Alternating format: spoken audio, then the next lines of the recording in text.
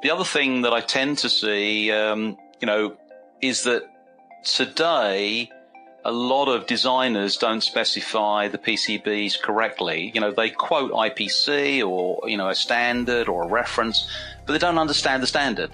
So they'll say, I want this to IPC XYZ, but they've never read the standard. Or if they specify something to a PCB manufacturer, they've never read those standards. So a better understanding of what you're buying is important, and how you specify it, I think, is important, and that would eliminate many of the problems we see within the industry. That's my guest, Bob Willis, next on Reliability Matters. Welcome to Reliability Matters, a podcast for the electronic assembly industry. Each episode covers topics related to reliability, best practices, and environmentally responsible assembly techniques, with insights from experts across the electronic assembly industry. Now, here's your host, Mike Konrad. Welcome to episode 1 of Reliability Matters, a podcast dedicated to the subject of reliability of circuit assemblies. I'll be your host, Mike Konrad.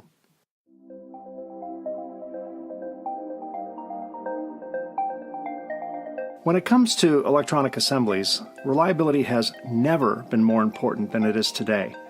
In an era of Internet of Things, or IoT, including wearables, Industry 4.0, implantables, automotive, we're surrounded with electronic assemblies. In fact, electronics are ubiquitous. They are everywhere. Cisco predicts there'll be over 50 billion connected devices within the next few short years. Many of these connected devices will be functioning in harsh environments. In the case of automotive electronics, reliability plays a key safety role. Not that long ago, if an electronic assembly failed within an automobile, the result may be that the car wouldn't start or the radio wouldn't play. Today, if failure occurs in an automobile's circuit assembly, the car might suddenly accelerate or steer off the road or into another car. The reliability of circuit assemblies is more important, and it is more frequently a life or death matter. My goal with this podcast is to share information on reliability best practices. While my experience comes from the cleaning segment of circuit assembly production, reliability extends far beyond assembly contamination. For the past several years, I've been producing technical reliability-based workshops. During these workshops, I've collaborated with many experts in the fields of placement, reflow, AOI, X-ray, and many more. My goal is to bring these process experts together to discuss reliability best practices within their fields of expertise. Okay, a little bit about me. I began my career in the electronic assembly equipment industry in 1985 as a manufacturer of drag soldering machines. In 1989, the U.S. government, and 11 other nations at that time, announced a prohibition of specific CFC-based chemicals. These included chemicals that were commonly used to clean circuit assemblies. While the ban on cleaning solvents eventually inspired the invention of no-clean flux, there remained a need to clean by at least some assemblers. I designed a water-based cleaning system that did not require the use of a banned chemical. In 1992, I founded Aqueous Technologies, a manufacturer of automated cleaning systems for circuit assemblies as well as ionic contamination testing equipment. Today, I travel the world attending electronic assembly conferences, presenting papers, webinars, and workshops on the subject of reliability in electronics. Adding to this effort is this podcast. I intend to produce 24 episodes this year, 2 per month, released on the second and fourth Tuesdays of each month. The Reliability Matters podcast is available on iTunes and Spotify, as well as on aqueoustech.com and Spreaker.com. I'm thrilled to introduce my first guest on this debut episode of Reliability Matters. Bob Willis operates a training and consultancy business based in England. Bob is a member of the SMTA Group Technical Committee. Bob was chairman of the SMART Group, now known as SMTA Europe, from 1990 to 1994. He was elected honorary president for life. We'll have to ask him about that. Bob has provided training and consultancy in most areas of the electronic manufacturing industry for over 30 years. You may have seen Bob teach courses at any number of trade shows in any number of countries, or perhaps you've seen his instructional videos online. Hello, Bob.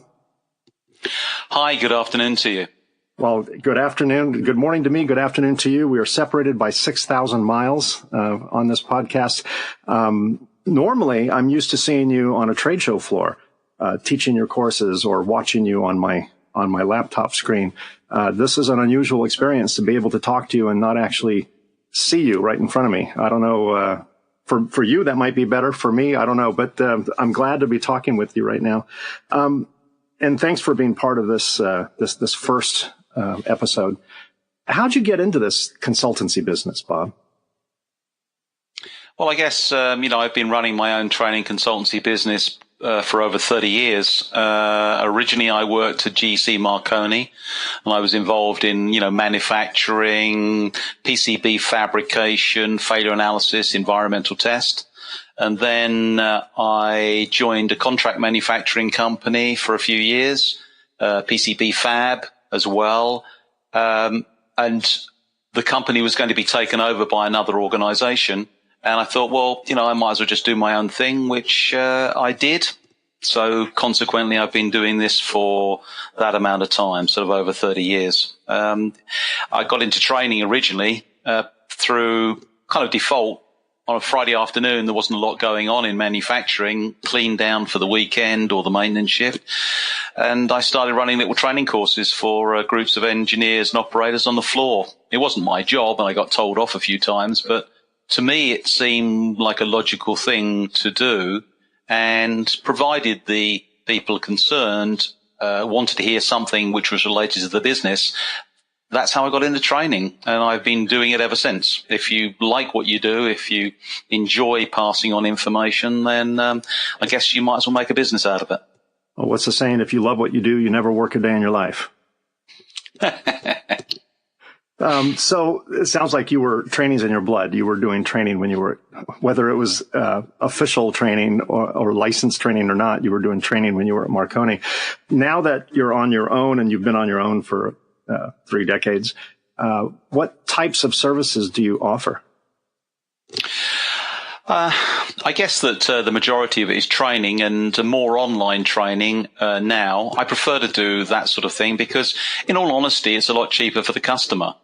When you look at the cost of travel and accommodation, and then you compare it with the actual cost of your man hours, all that cost is really wasted. So if you can spend more time providing online, and I still create a lot of video content, which you can do with webinars if you prepare them correctly. So a lot of what I do can be done from my desktop as we're doing this, having this conversation. And, I've done it for SMTA in the past, where I've done sort of 2-hour presentations for different chapters. And I've seen the other side. I've seen the recordings of the videos there. One was at a golf course. I always remember seeing the lady bringing around the cakes in the afternoon for the break, and I'm still talking. And it was a weird sensation. So that sort of media is fabulous for me. I like to travel, but if I can impart information at a realistic timescale and cost, then that's got to be much more beneficial to customers. It's nice to be one-to-one with people or as a group, but, I just think, why are we spending all this money traveling when we could do it in other ways? Yeah, I find in our business that webinars and online activities are much more focused when we're at a customer site in person. Lots of customers want to take you in every different direction at the same time, and sometimes we lose the focus and the organization. So these types of activities tend to be a little bit more on the agenda. Although it must be terrible to see golfers in the background knowing you can't pull out your gloves and take a swing. That's probably the downside of virtual training as opposed to on-site training. Plus, when I was a kid, my mother and father were a steward and stewardess of quite a big golf club in the Essex area where I live. So I could play any time. I had the best clubs anybody could have because I got the leftovers, the ones that were left lying around. I knew instinctively, because I was a caddy, to raise pocket money, where all the balls were lost. It was just easy for me. So really, I don't really have that much interest in golf because of those early years. There you go. You got it out of your system early. I'm a late golfer, so I think it won't leave my system probably until I'm in the ground. So in my business, and I'm sure in other businesses, we see problems come in themes.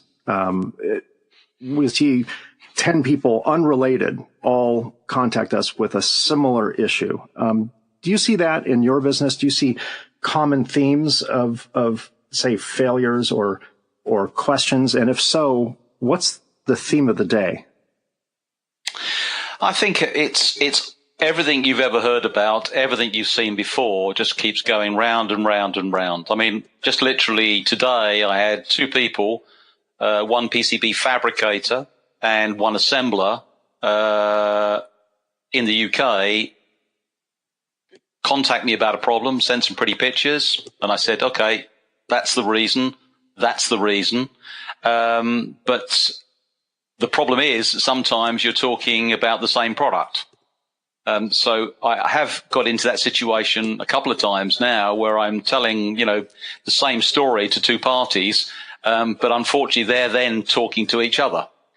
It doesn't bother to me. I'm being honest about what I say. But sometimes if you're working for a company, a commercial company, if you're already contracted, you can't talk to somebody else. So that's a sort of a weird thing that can happen. And it's one of those things I'm sure other people come up against. If we talk about sort of process defects, I still see so many process defects associated with surface finish on PCBs. That's still, very, very common. It always reminds me of one of the videos I made back when I was making videos. I introduced a video on a guide to surface finishes, and it was my worst selling video. And although that particular problem has just gone on and on and on for years, it's really weird. The other thing that I tend to see, is that today a lot of designers don't specify the PCBs correctly. They quote IPC or, a standard or a reference, but they don't understand the standard. So they'll say, I want this to IPC XYZ, but they've never read the standard. Or if they specify something to a PCB manufacturer, they've never read those standards. So a better understanding of what you're buying is important, and how you specify it, I think, is important, and that would eliminate many of the problems we see within the industry.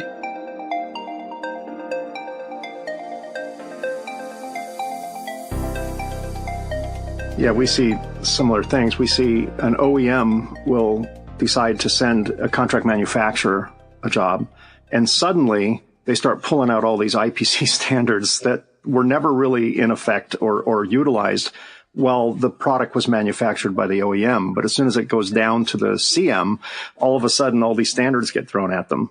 We see that in the cleaning industry a lot. They want it clean to XYZ or whatever. So yeah, it is interesting. As the product gets further away from the OEM, more standards get thrown at them at the CM level. Well, the other thing that happens also, and I've had this quite a lot of occasions, where you've got contract manufacturers, because effectively if it's a contract manufacturer that's got different sites, they're always competing for the business. And sometimes you get, well, you're not manufacturing it to the correct standard, but we're talking to the site next door or the site in another country. But it's the same as OEMs. OEMs can produce products sometimes, and they've got other sites in other countries, and then they argue themselves about the quality standards, which is, it's crazy, but they're all still competing for the business internally. Sure. It's like they silo their operations and don't speak to each other and work off different standards. So in my business, Maslow said, if all you have is a hammer, you see everything as a bed of nails. And in my world, in cleaning, we see everything as a contamination problem, which may or may not be true. As circuit assemblies and the components mounted on them are increasingly smaller in size, and that results in extremely high component densities, very low standoff heights, if there's any standoff height at all. how has miniaturization, not just from a contamination standpoint, but from other manufacturing standpoints, affected reliability, if you think it has? Well, if we start off with the cleaning, because that's obviously close to your heart, first of all, obviously standoff heights has impacted the ability to clean, the ability to measure, and the ability to detect whether you've got a reliable product or not.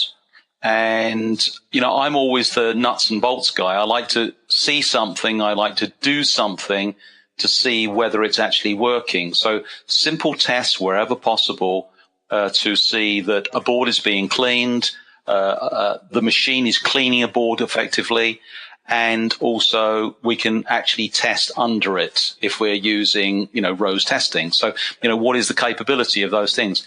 And an engineer doesn't have to spend a fortune doing those sort of tests. And he needs to do that, first of all, before he then embarks on the far more expensive tests of doing SIR and other analysis like ion chromatography.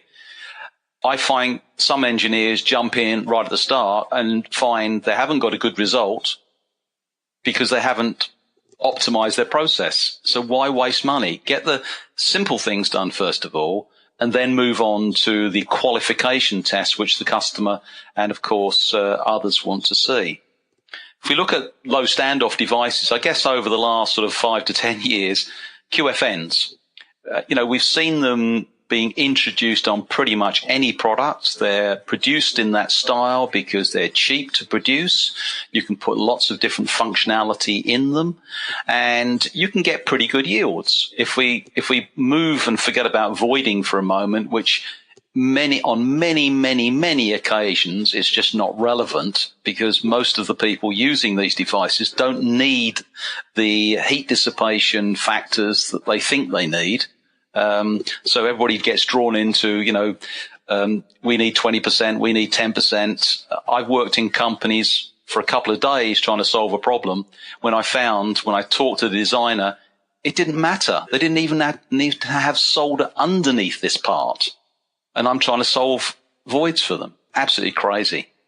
But moving on just back to QFNs as well. QFN 40s are a package which, are quite popular. But then companies, automotive companies, high reliability companies have moved on to bigger packages. And to me, it seems strange that they've just forgotten everything they learnt with large surface mount devices, that we have a problem of expansion and contraction between the substrate and the component and the solder joint.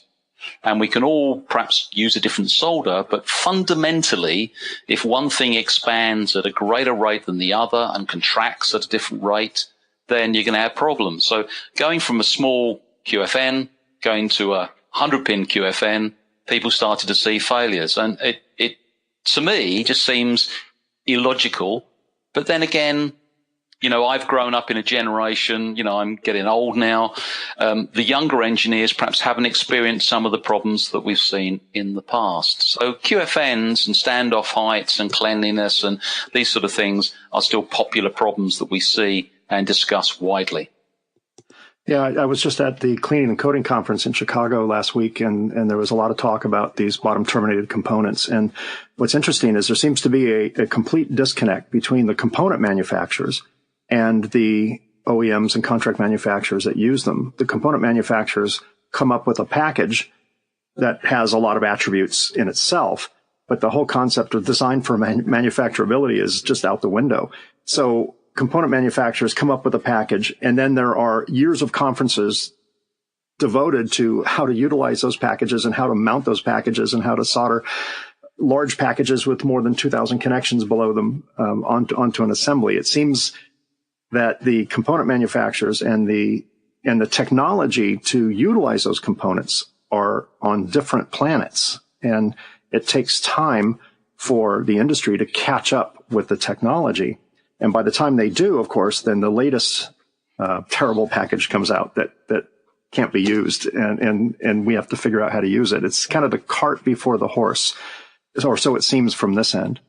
Well, it's the same as lead-free technology. If you think about for the last 12 years or so, we've been talking about this technology. It's, a lot of engineers have spent thousands of pounds attending conferences when, really there hasn't been a benefit at all.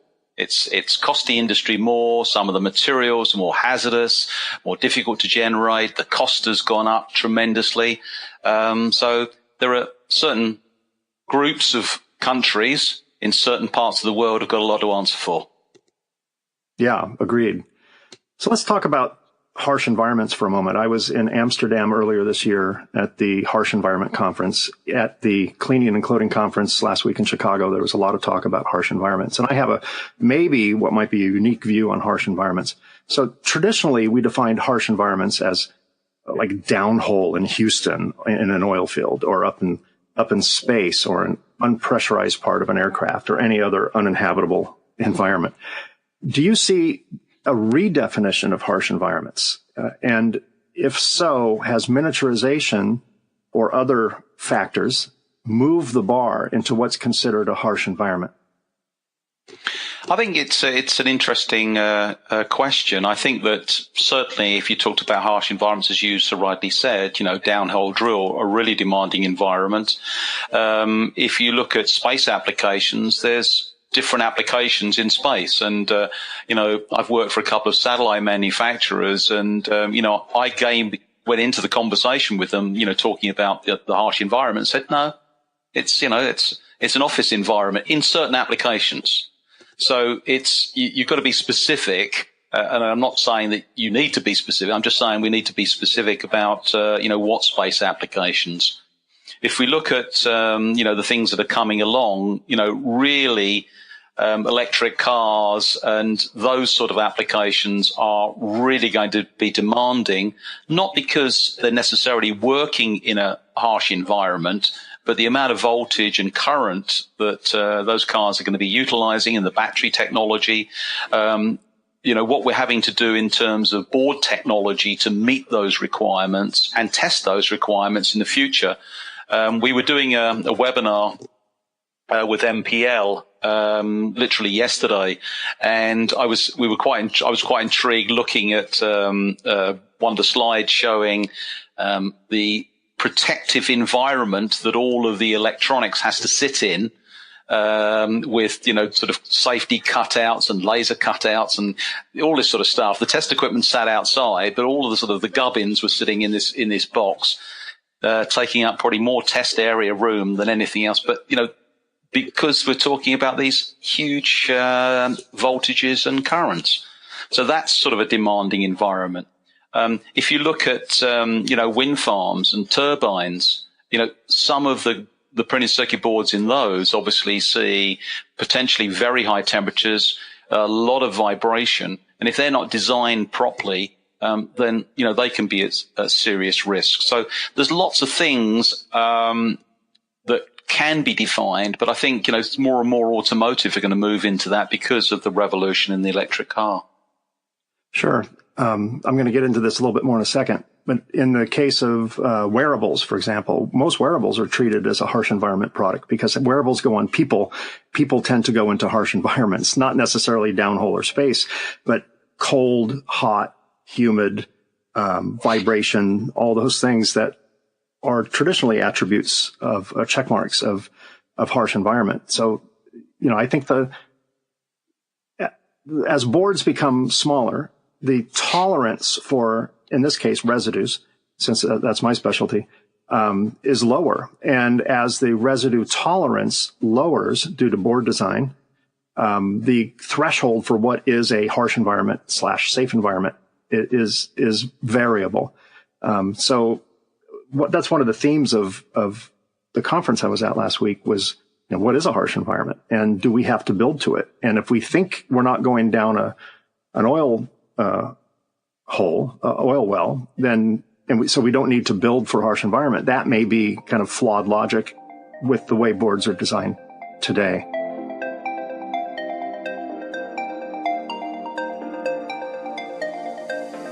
I've noticed over the past 1 or 2 decades that many OEMs and contract manufacturers alike have seen their company sages, the wise men, the wise women, retire.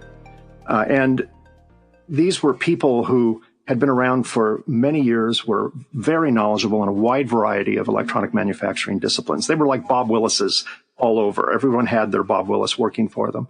And they knew where all the process skeletons were buried. So many process experts left. So as many of them left, so did their expertise and their tribal knowledge.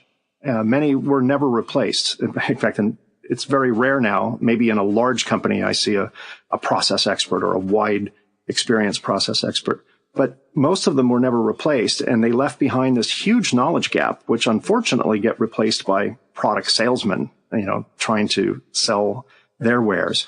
Do you agree with this assessment? And if so, what do we do about it? Well, I totally agree. You find that obviously some of those people just don't want to do it anymore. I know of 3 or 4 people I know within the industry who have written books and are very well known, if I mention the names, but they just said, no, I don't want to do it anymore. I've finished, I've been there, done that, and I just don't want to do it. But there are people that do want to continue, helping, being a role model for other engineers. And I think that if you think about it as an example of, we have B&Q as a department store over here, which sells, everything related to building stuff, paint, etc. And that would be our equivalent of Home Depot, right? That's like our Home Depot, same thing. And, those guys have got common sense to hire people in the prime of their life, not old people, but prime of their life. And those guys have been there, done it. So, the tricks of the trade, how to prepare a surface for painting, gluing, whatever. So, perhaps a lot of these contract manufacturers, and there's no disrespect to the younger engineers, but a lot of these guys could hire people and have them on call to help out with different problems. And I think a lot of older engineers, would enjoy the extra money, obviously, but we just enjoy working again in manufacture. Again, not everybody, but that's something I would, like to do. But I'd like to do it more from my desk because I think I can be more productive than going on the shop floor.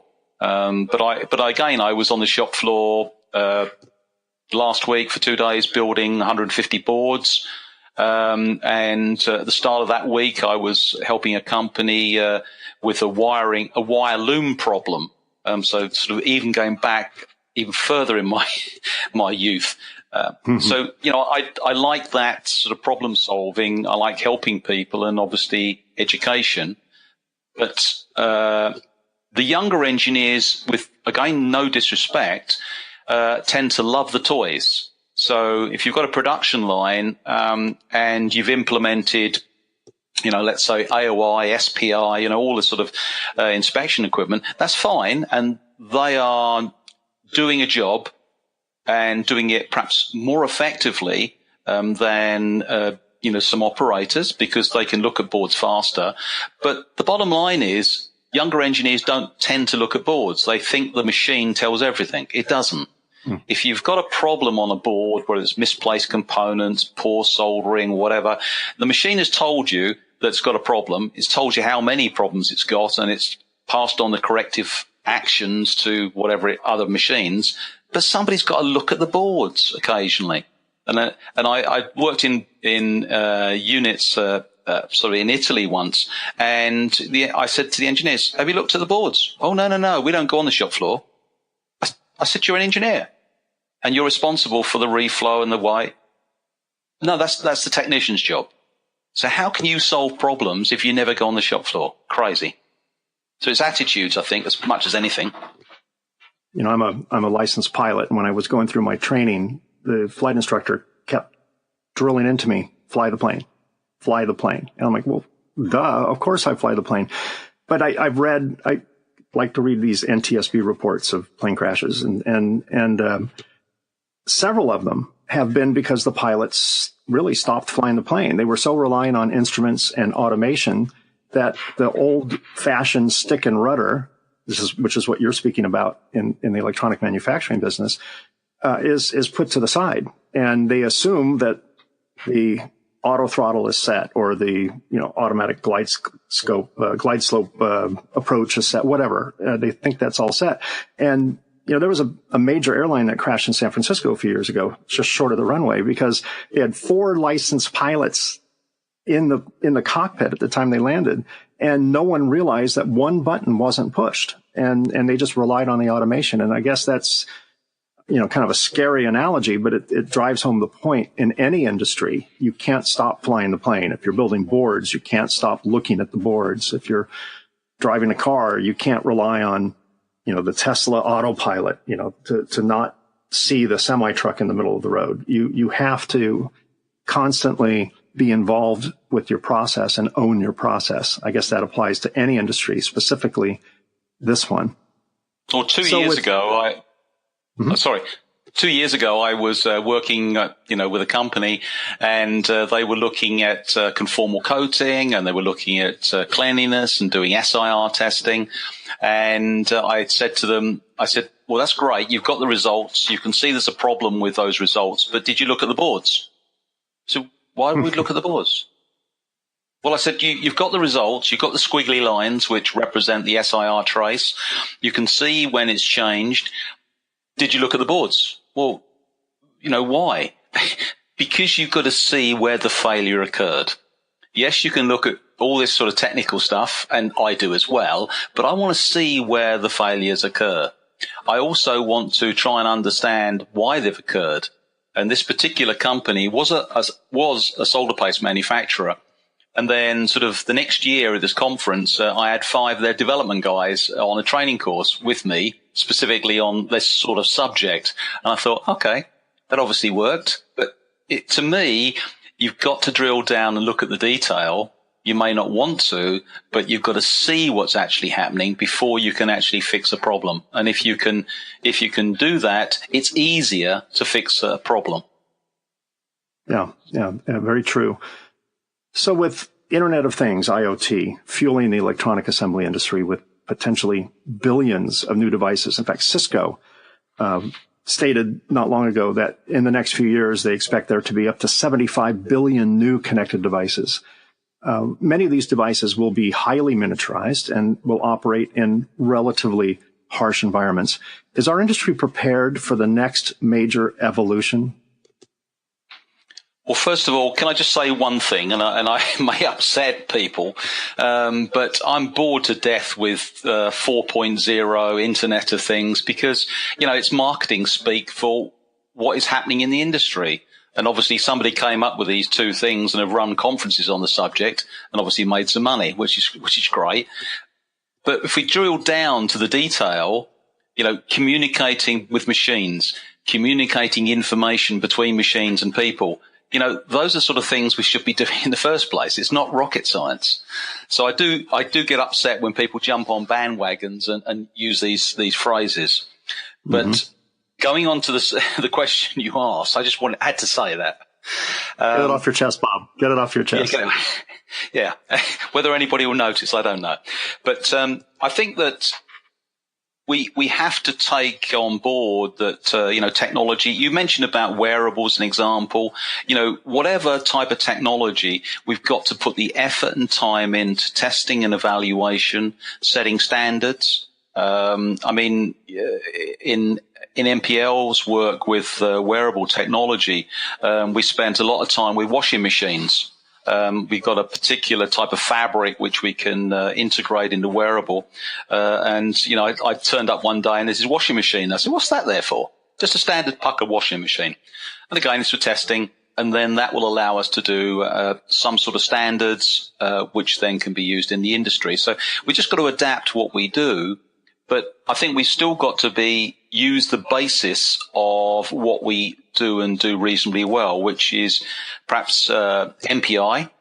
So we've got to look at how we do that and how we adapt it to the newer technologies. And one of the things that tends to get forgotten about, and this is not just with sort of, current technology, over the last, I would say, 20 or so years, we've done far less testing, environmental testing of products. I know the time to market is very, very short, but we still must do some testing.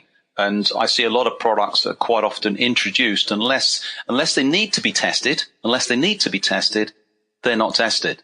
And I've seen something close to your heart, contamination failures, because people have said, okay, I have not been asked to do any testing. I won't do any testing, but I know condensation is going to form on this display on this automotive application. Come on.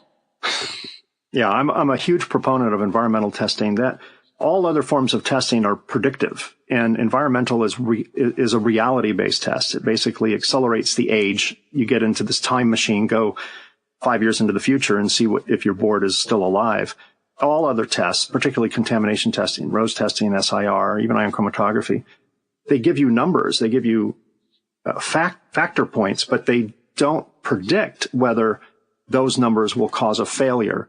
The only thing that really predicts that is an environmental test, steam age testing, etc. Put the board under stress with a bias in an oven with a bunch of humidity, and it's like a DeLorean time machine. You know, it's really the only way, that surefire way anyway, that we can predict with any level of accuracy the reliability of a board into the future. Everything else is just based on experiences with other boards, which are probably a different design, probably less dense, etc. But the time to market is a big thing. And I was involved a few years ago. I was hired as an expert witness in a litigation matter where an OEM was suing a contract manufacturer because they did exactly what the OEM wanted. And the OEM's point was, you should have known better. And these were boards that were 50,000 boards that were installed in various parts of North America that were running on a battery, and best practices weren't followed by any means. And the batteries within a few months started to fail. The 10-year batteries started to fail. If they had done some type of accelerated aging tests or environmental stress tests, they would have seen that right away, and they would have saved millions of dollars in recalling 50,000 devices and fixing them. That is an industry trend, unfortunately. And I think the problem in electronics is we're one of the few industries where the products we produce are expected by the public to be half the size, cost half as much, last twice as long, year over year over year. It's kind of a race to the bottom. And a lot of companies, particularly in the consumer industry, not so much class 3, where it's going into an aircraft or a rocket or whatever, but particularly class 1 and class 2 electronics, it's a race to the bottom in terms of profitability. And anything that can be cut out is cut out. And that includes the environmental tests that you're referring to. But if we take that as a logical, way forward, I've been in situations once where somebody wanted to evaluate, a liquid flux on a board. And I said, well, we should do some environmental tests. And they said, no, we haven't got the money. I said, well, have we got some time? And they said, yeah, okay. I said, okay, well, we'll take the 5 products. We'll just leave them out in the rain. Just do something.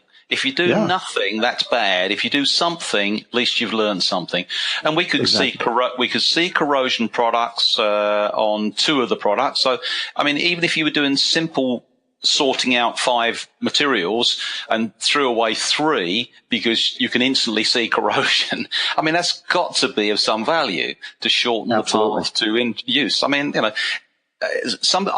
I love to do simple tests that show something happening, show some failure, or prove a point. I can then go back and spend some money with the laboratory doing the fancy tests. But let's try and think of things we can do quickly, which don't cost too much, but they can be done quickly, rather than taking a week to come up with a report which says, okay, you've got contamination there and it could be this. Right. Personal opinion. Yeah, well, that makes a lot of sense. I'm going to paraphrase a common statement. The common statement is, we don't have time to do it right, but we'll find time to do it over. I might say we don't have the money to do it right, but we have the money to hire Bob Willis to tell us to do it right. So you're going to pay the money or spend the time one way or the other. So might as well do it right the first time. But I think you have a lot of job security, Bob. I don't think the need for you or people like you are going to go away anytime soon. Hey, what keeps you up at night with regard to the electronic industry? Is there any trends or technologies that kind of keep you up at night? I honestly don't think so. I mean, if something new comes along, I really get quite excited by it. I mean, obviously the last thing was package-on-package technology.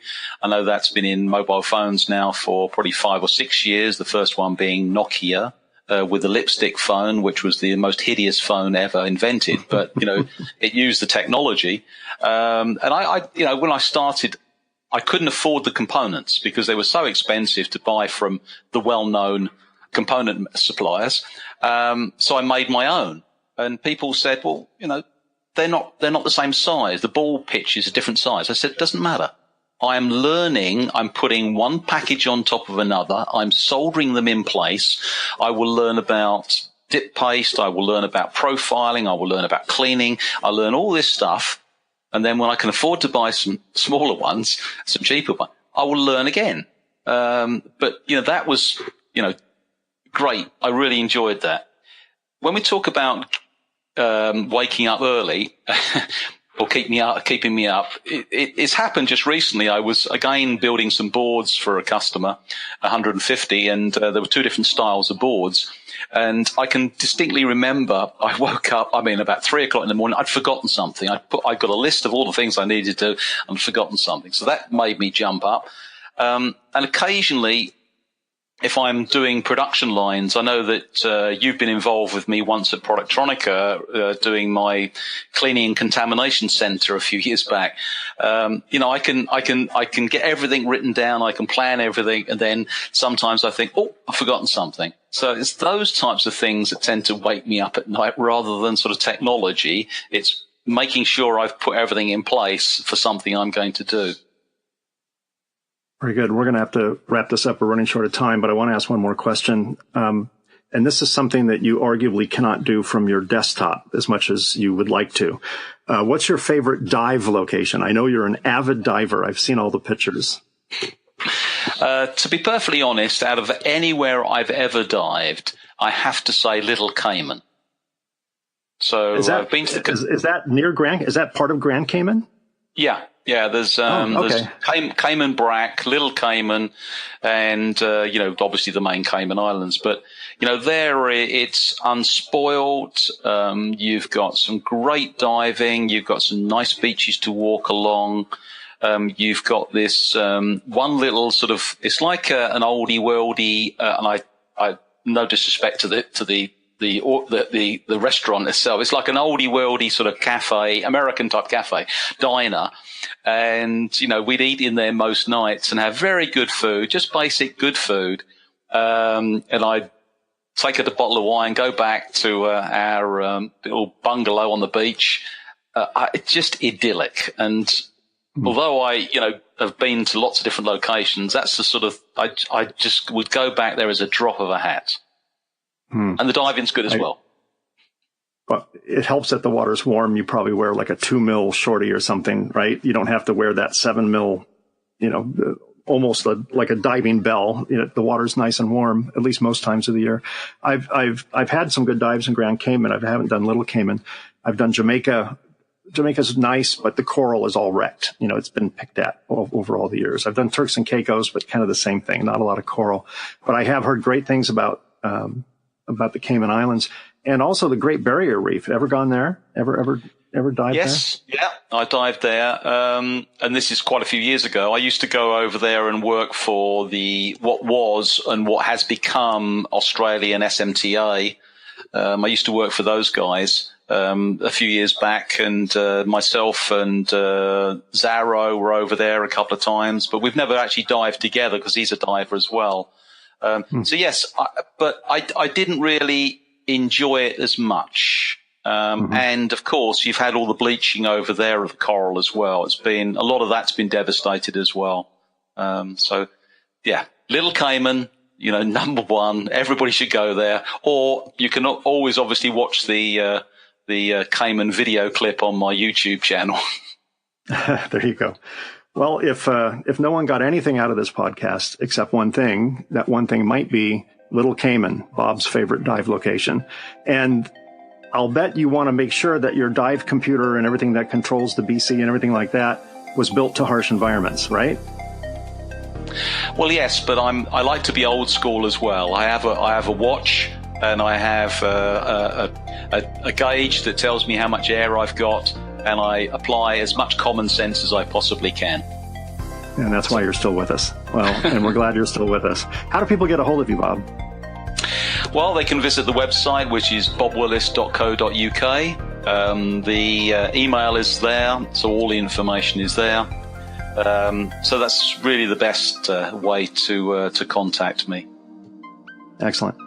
Bob, thank you so much. It's been very enjoyable speaking with you, as always. And thanks so much. I'm very grateful that you're my first guest on this debut episode of Reliability Matters. Thanks for your time, and have a great rest of the evening. It's a pleasure. Thank you very much for inviting me. My pleasure. Well, we did it. One down, 23 more podcasts to go this year. We've got a great lineup of guests with interesting experiences and points of view. I hope you found this podcast useful. If you liked what you heard, give us a like. If you have any comments, including suggested topics, please click on the comment link or shoot me an email at mike@mikekonrad.com. That's Conrad with a K. Thanks again so much for listening. We'll be back in 2 weeks with another episode of Reliability Matters. Thanks for listening to the Reliability Matters podcast. Join us on the second and fourth Tuesday of each month for new episodes of Reliability Matters.